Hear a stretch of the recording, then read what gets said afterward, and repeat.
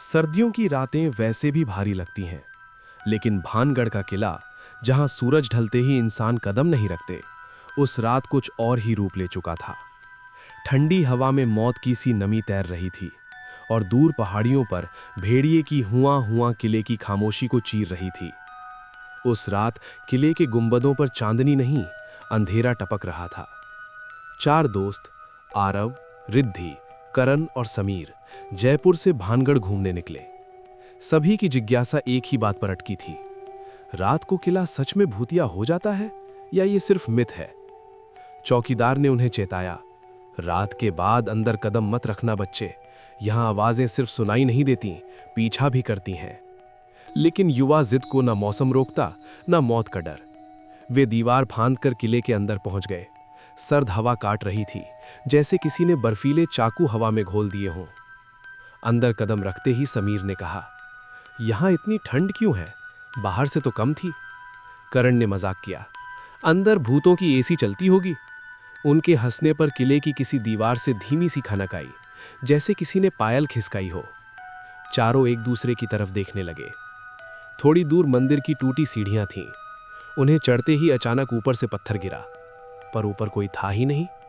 रात अब डर में बदल रही थी। वे किले के सबसे सुनसान हिस्से पंचमहल की ओर बढ़े। जैसे ही आरव ने टॉर्च आगे की, प्रकाश किसी पर पड़ा। एक औरत, काले घूंघट में, बिल्कुल स्थिर खड़ी।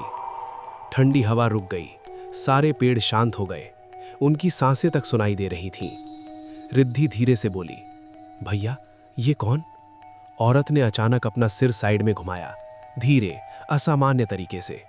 घूंघट के अंदर काली आंखें चमक उठीं और फिर वो गायब, एक पल में। चारों दहशत में इधर उधर भागने लगे। रास्ते पहचान में नहीं आ रहे थे। किला जैसे उन्हें घुमा रहा था। अचानक रिद्धि ने पीछे मुड़कर चीख मारी, वो फिर वहीं है। इस बार वो औरत किले की दीवार पर खड़ी थी। उसकी गर्दन टूटी हुई तरह टेढ़ी थी।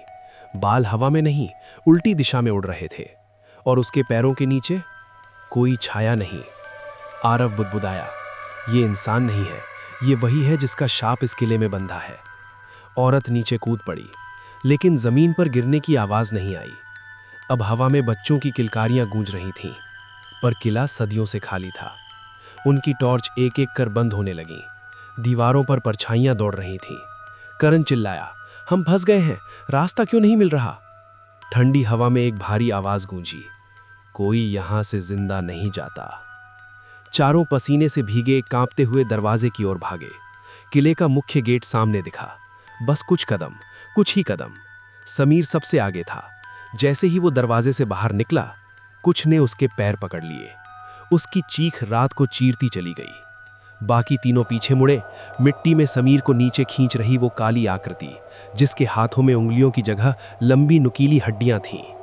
उसने अंतिम बार समीर की ओर देखते हुए कहा, अब तुम भी मेरा हिस्सा हो। समीर मिट्टी में समा गया, जैसे वो कभी था ही नहीं।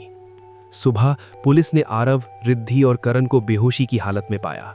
वे कांप रहे थे, बोल नहीं पा रहे थे। और समीर कहीं भी नहीं मिला।